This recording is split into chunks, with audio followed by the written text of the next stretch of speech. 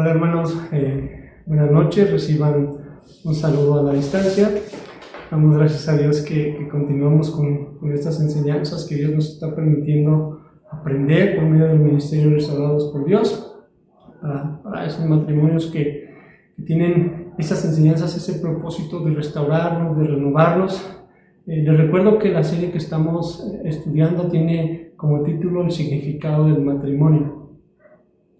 Y ya hemos estado hablando de ese enemigo del matrimonio y cómo nuestro Dios en su gracia, por medio de su palabra, nos ha dado esa defensa eficaz para poderlo vencer.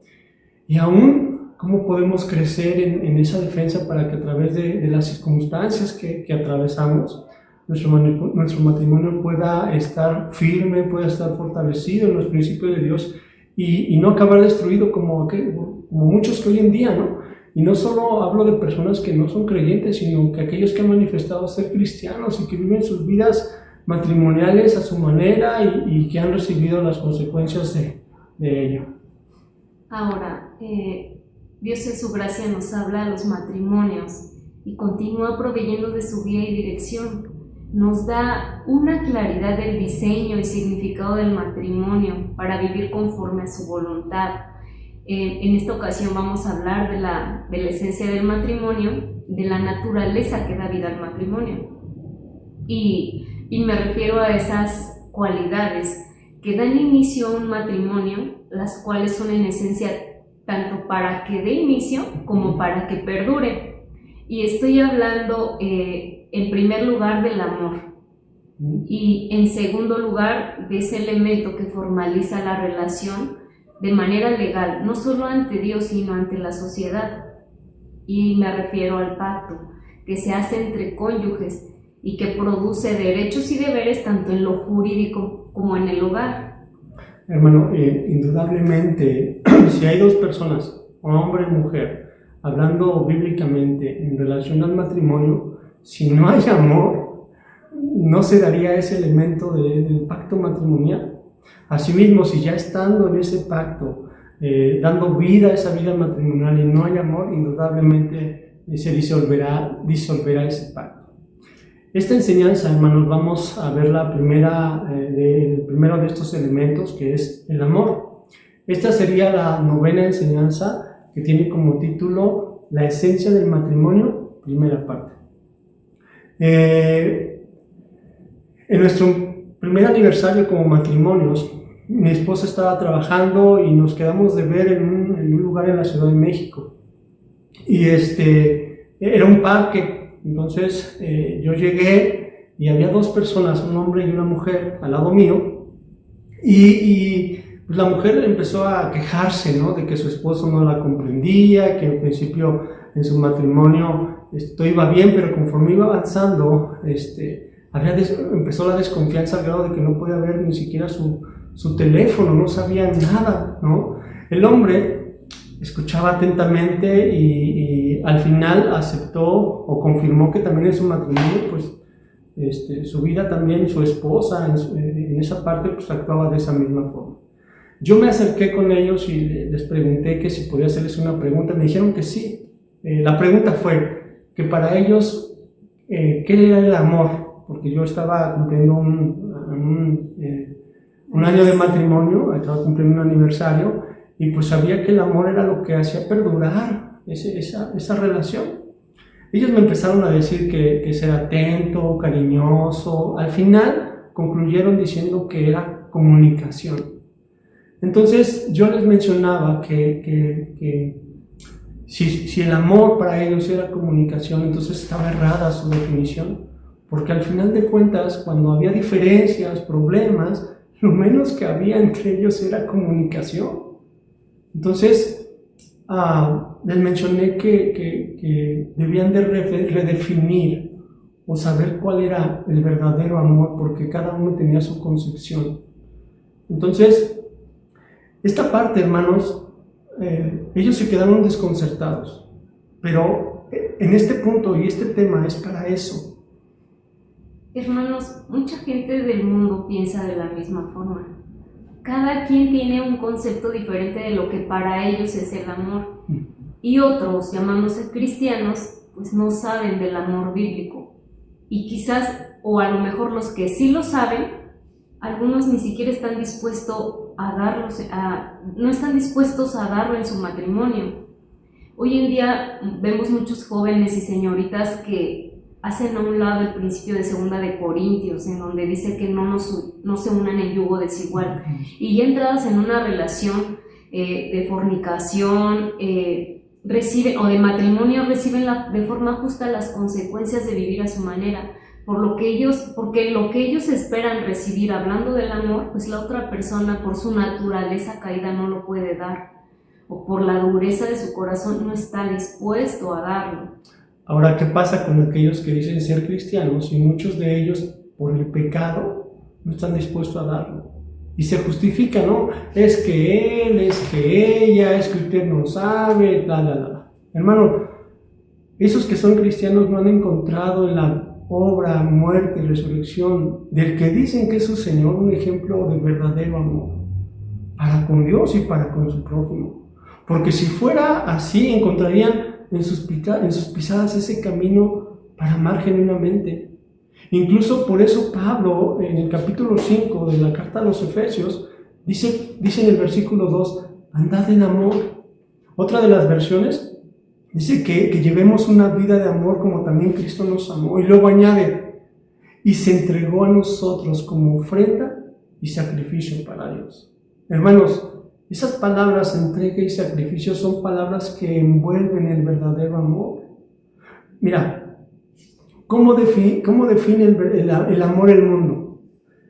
Hay personas en el mundo, hermano, que vemos que están locamente enamorados, ¿sí? Lo vemos en la farándula, ¿ok?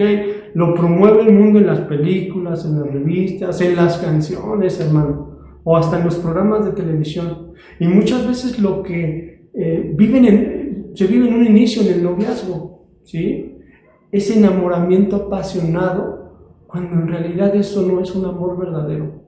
Porque eso solamente resulta de una atracción romántica, emocional y física entre ambos. Porque ven en la otra persona satisfechas sus necesidades en la parte carnal, en la parte emocional, y lo cual acaba cuando uno de los dos no recibe o no está satisfecho con el afecto que desea o esperaba recibir. Ellos, hermano, y los que viven como ellos bajo la influencia de este mundo, encuentran tarde o temprano la verdad de Dios cuando dice que engañosa es la gracia y vana es la hermosura. En otra versión dice que los encantos son una mentira y la belleza no es más que una ilusión, porque al poco tiempo se dan cuenta de que ese tipo de relación se exige y controla en lugar de dar y servir.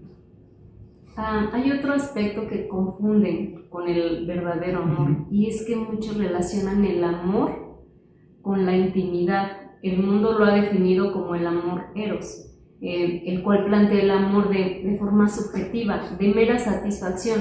Incluso esa es una de las razones por las que el mundo en que vivimos pues se cree que la práctica de la intimidad tiene que ser siempre la consecuencia del amor.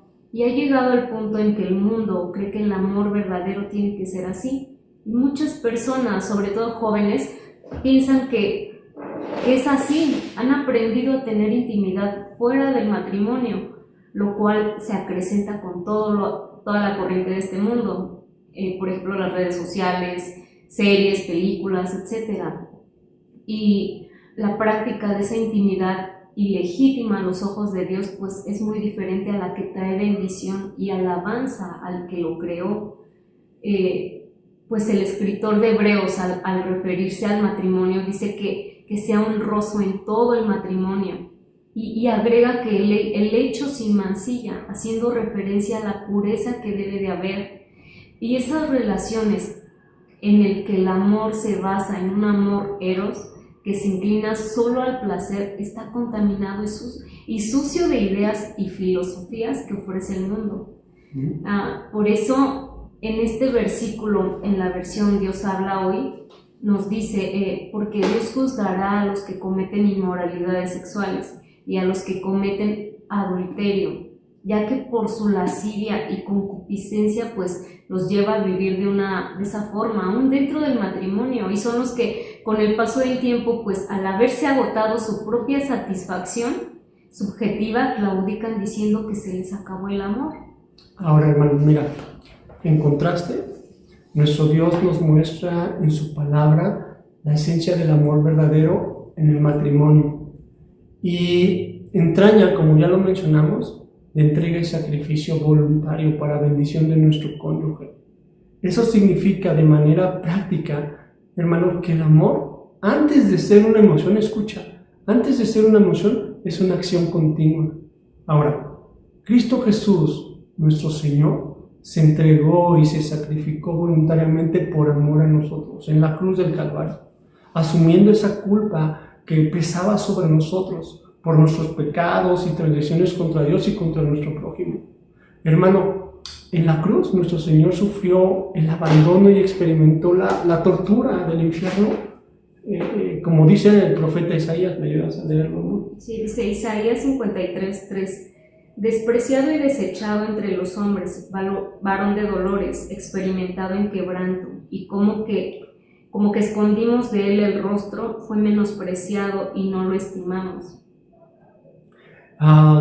Dice en el versículo 4, ciertamente Él llevó nuestras enfermedades y sufrió nuestros dolores, y nosotros lo tuvimos como azotado, por herido de Dios, abatido, mas Él herido fue por nuestras rebeliones, molido por nuestros pecados, y el castigo de nuestra paz fue sobre Él, y por su llaga nosotros fuimos curados. Mira, hermano, Cristo Jesús, al entregarse como nuestro sustituto en ese castigo que recibió y por el perdón que nos da, si creemos en ese sacrificio, es que podemos conocer el cielo, por así decirlo, del amor que nuestro Padre Celestial nos da por el Espíritu Santo, con el que aquellos que hemos depositado esa confianza, hemos creído, nos hemos arrepentido de nuestros pecados. Jesús en verdad creó un cielo en medio de la desesperación del infierno que merecíamos.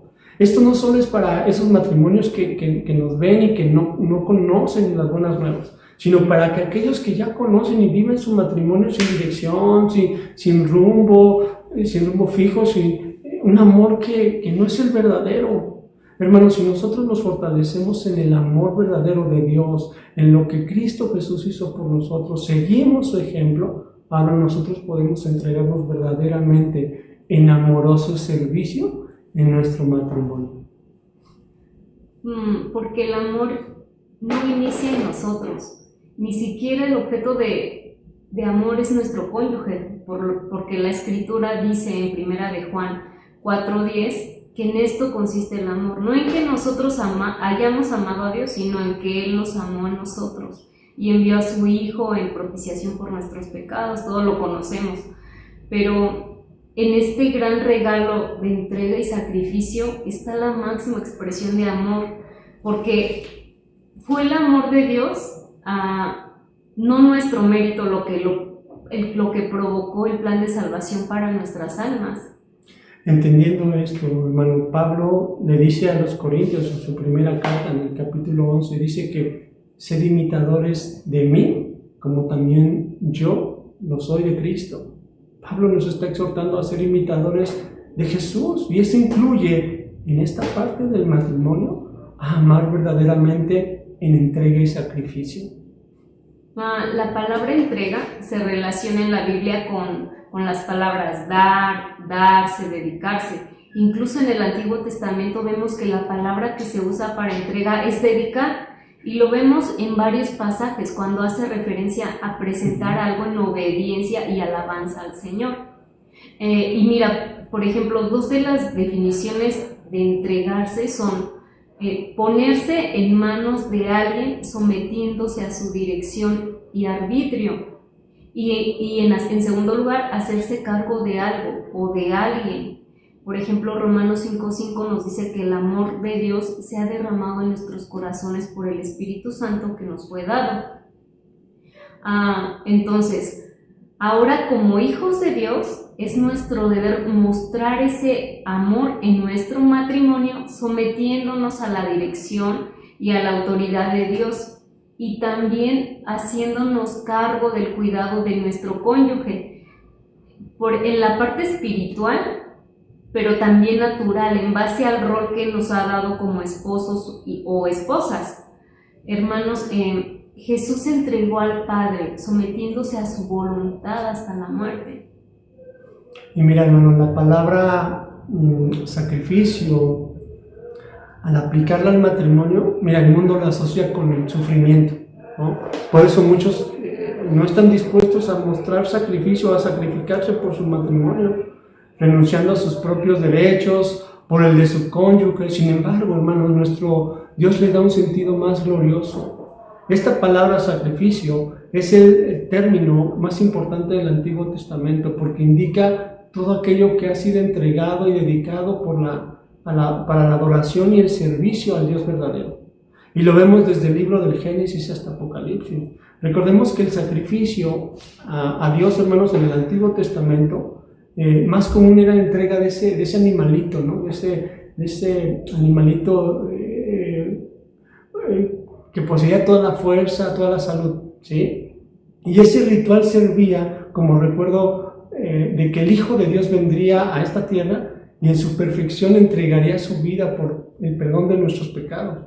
Y este sacrificio de nuestro Señor Jesucristo fue aceptado porque al entregarse como sacrificio por los pecados, lo hizo como muestra de adoración y servicio al Dios verdadero. Por eso dice en Efesios 5:2, que ya leímos, que Él se entregó a sí mismo por nosotros, ofrenda y sacrificio a Dios en olor fragante. Pregunta, hermano, ¿has entregado tu matrimonio a Dios? ¿O solo profesas ser un matrimonio cristiano? ¿Muestras amor verdadero renunciando a tus propios derechos por el de tu cónyuge como un acto de adoración a Dios? ¿O sigues viviendo en tus propias ideas, bajo tus propios caminos?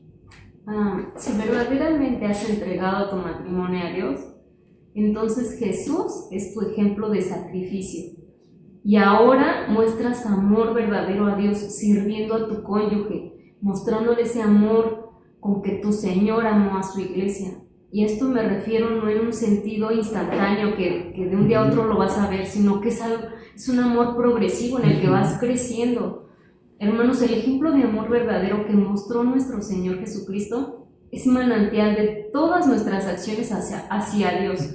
Y ahora entendemos que ese amor verdadero que viene con su Espíritu Santo, el cual mora en nosotros y que nos lleva a moldear toda pasión y apetito que es diferente de lo terrenal y lo sensual. Incluso produce la mente de Cristo en nosotros, preparándonos para toda buena obra, ya lo sabemos, para obedecer la ley pura de nuestro Dios en verdadera adoración. Y en caso contrario, pues tu concepto de amor, como te lo ha definido el mundo y lo que tú agregas desde tu perspectiva o forma de pensar, pues te va a llevar a una frustración al grado de que vemos matrimonios de muchos años que ahora están amargados y quisieran divorciarse. Y sí, hermano, pero mira, ahora en la palabra de Dios encontramos esas acciones de amor verdadero que mostró nuestro Señor Jesucristo y que ahora como hijos de Dios podemos nosotros mostrar, son nuestro ejemplo, es nuestro camino. Muchos ya lo saben, y estamos hablando de 1 Corintios 13, ¿no? En los versículos del 4 al 8. Y la intención de Pablo no es mostrarnos cómo se siente un amor verdadero, ni tampoco definirlo, ni mucho menos darnos esa forma de pensar en relación al amor, sino nos está mostrando la acción de algo que ya hay en nuestro corazón por el Espíritu Santo. Es lo mismo que nos menciona el apóstol Juan en su primera carta, en el capítulo 3, versículo 18, cuando dice: hijitos míos, no debemos limitarnos a decir que amamos, sino que debemos demostrar por medio de lo que hacemos. Esto es, en la versión lenguaje sencillo, con lo que hacemos. Es por ello que en la carta a los Corintios, hermano, Pablo usa la palabra amor como un verbo.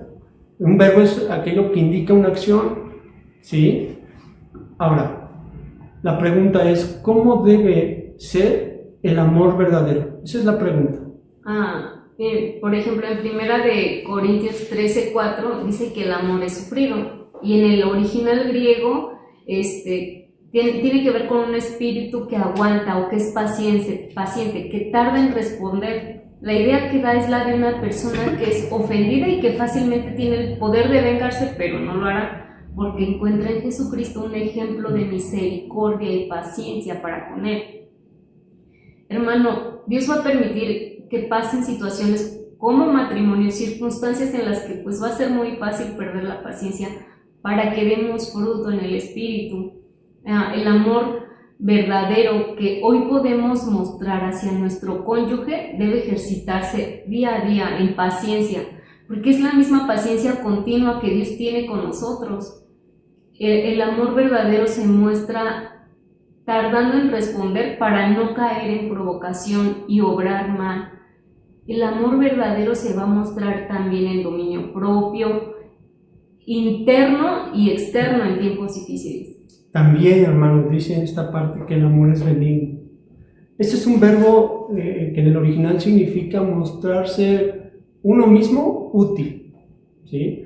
Ejemplo, mostrarse útil, hermano, a tu cónyuge es algo que debemos de también ejercitar. No somos mandilones, ¿sí? Que quede claro, como esposos. La diferencia entre ser útil y ser un mandilón, hermano, es que bíblicamente es que el cónyuge se presenta en servicio voluntario a su cónyuge.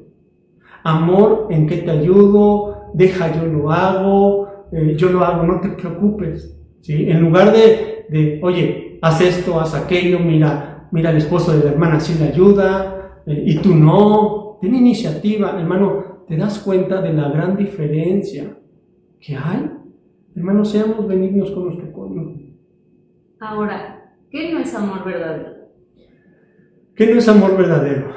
Hermanos, el amor verdadero no tiene envidia, ¿sí? Incluso la envidia es una de las facetas que ya lo mencionamos del egocentrismo, ¿no? Del egoísmo en el corazón.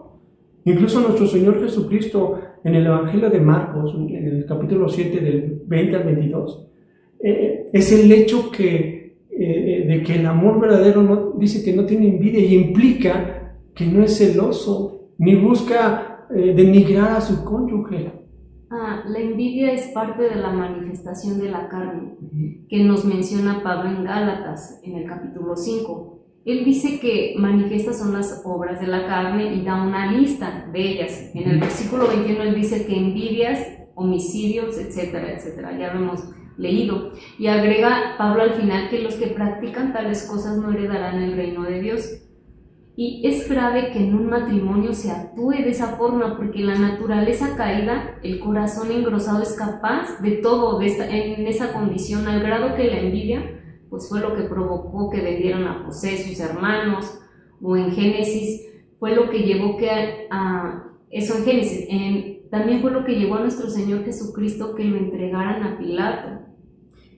Sí. Hermanos, en Proverbios 14:30 dice que el corazón apacible es vida de la carne, mas la envidia es carcoma de los huesos. Y lo que iba a decir, perdón, en pocas palabras, hermanos, el amor verdadero se ha de mostrar hacia su cónyuge con nobleza, con correspondencia entre uno y otro, en aprobación de lo que su cónyuge hace en obediencia a Dios. También el amor no es jactancioso. En otra traducción dice que el amor no se envanece, no se está inflado, no se ensancha, da el significado como de fanfarrón. Hermanos, el amor verdadero se muestra humilde, modesto, recatado ante su cónyuge, no altivo ni arrogante, ni mucho menos vanidoso. También dice esta porción de la Escritura, que el amor no se envanece, ¿sí? Y habla de ser orgulloso, hermano, ¿sí? También de inflarse al grado de ser altanero y violento. ¿Te suena? Hermano, esto se da cuando, incluso ejemplo, ¿no? Cuando uno de los cónyuges sabe más de un tema que el otro, ¿sí? Cuidado, hermano, con que seas altanero y violento. Dice también en el versículo 5 de 1 Corintios 13 que no hace nada indebido. Y algunas tradiciones lo mencionan como grosero o portarse con rudeza. Ten cuidado, hermano. También dice que no busca lo suyo. no está buscando las cosas y circunstancias de sí mismo o para sí mismo. Es un corazón que no está consumido por sus propios intereses, como lo vemos en Filipenses capítulo 2, verso 1, 2 y 4. Por ejemplo, cuando los dos cónyuges trabajan y tienen una vida errada, pensando que lo tuyo es tuyo y lo mío es mío. Pero esto no se vive en un matrimonio de personas que son cristianas. También dice que no se irrita. La palabra irritar refiere como a estar enojado, a estar trastornado por algo. Es alguien con un espíritu agrio o de mal genio. Hay esposos o esposas que de pronto, o muy constante, pues ya lo ves irritado y luego le preguntas, ¿te pasa algo? ¿Tienes algo? Y te dice, no. Y entonces, pues díselo a tu cara porque manifiestas otra cosa. Y hermanos, esta actitud es carnal y es contraria a la ira santa o piadosa que vemos en Mateo o Hechos. También vemos que el amor no guarda rencor. Se trata de no pensar o meditar continuamente en el mal infringido por otros. Ni estás contando lo malo o guardando rencor o tomando en cuenta el mal recibido. Conlleva la idea de hacer un inventario de todas las ofensas como si fuera un libro o una libreta en la que, con toda la intención de clasificarlas y tomarla en cuenta como deudas pendientes, cargándola a la cuenta del otro para dañarlo. Y entonces ese acumulo de ofensas, pues después trae amargura y resentimiento, y ya después manifiestas esa irritación, todo el tiempo estás enojado o molesto. Y bueno, en 1 Corintios 13:6 también dice que no se goza de la injusticia, es decir, no se goza o alegra de la falta de rectitud, no disfruta de la participación del pecado por parte de otros, ni tampoco se va a gozar de los fracasos morales de otros. Por ejemplo, si tú observas que tu esposo está cayendo en un pecado de algo, de lo que sea, tú lo vas a confrontar, pero pues obviamente con sabiduría y principalmente con amor. Ahora, también el amor verdadero se goza de la verdad. Se alegra de que su cónyuge vaya perseverando en los caminos del Señor, que cada vez muestra ese carácter del Señor. Y esto implica que no solamente, o más bien implica que su vida sea conformada a la palabra de Dios, a la voluntad. Hay esposos o esposas que se enojan porque su esposa es su esposa o su esposo se levantan temprano, ¿no? O se duermen tarde porque están estudiando la palabra, porque van a discipularse. No, hermanos, el amor verdadero se goza de la verdad. También nos dice el verso 7 que todo lo sufre. En otra traducción dice que el amor todo lo cubre, todo lo está soportando, sufre sin mostrar al mundo su tribulación personal. Soporta y sufre todas las cosas como las desilusiones, la decepción, circunstancias semejantes. Y así el hombre que ama guarda silencio y no da salida a aquello que el dolor incitaría a publicar ante todos, ¿no? Una cosa es pedir ayuda a otros y otra diferente es promoverse como una víctima para recibir compasión y satisfacción en ella. Literalmente esta figura nos habla de cubrir, como mantener algo hermético, un vaso cerrado, por ejemplo, y también deriva la idea de techar o cubrir una casa, ¿no? Cubre y protege de la misma manera que un techo. El amor proporciona un lugar de refugio que puede soportar pues las peores circunstancias. Y esto no me refiero a casos de violencia, a que te vas a estar aguantando cuando te golpeen, ¿no? Sino que nos da un ejemplo de, por ejemplo, cuando hay diferencias no vas a estar publicándolo o publicar las fallas de tu cónyuge, o también la enfermedad. También nos dice que todo lo cree. Se refiere a confiar en todo lo que es verdadero y es de buena conciencia. Cree la verdad y las cosas relacionadas con el Evangelio. Por ejemplo, un esposo o esposa que ama de verdad no dice o piensa que su esposo o su esposa nunca va a cambiar, porque él cree lo que Dios ha dicho, que si comenzó una obra en alguien la va a terminar hasta completarla. Y si no es cristiano o cristiana, pues se va a esforzar para que su testimonio realmente muestre a Cristo, porque cree lo que la Escritura dice. el esposo y la esposa cree que todo lo cree, también alimenta su amor verdadero de su fe en Dios, puesto que sin fe el amor desiste y se muere. Y mire, hermano, también el amor todo lo espera. Es decir, espera, confía, obtiene la esperanza. Espera en aquello que es bueno para el otro, aun cuando el otro haya perdido toda la esperanza. Y lo vemos en varios pasajes de la Biblia, Salmo 37, 39, 7, etc. Ahora, el Señor tiene paciencia para con nosotros, ¿sí? Y el salmista dice que su esperanza está en Dios. Nuestra esperanza está en Dios respecto a nuestro cónyuge y nosotros mismos.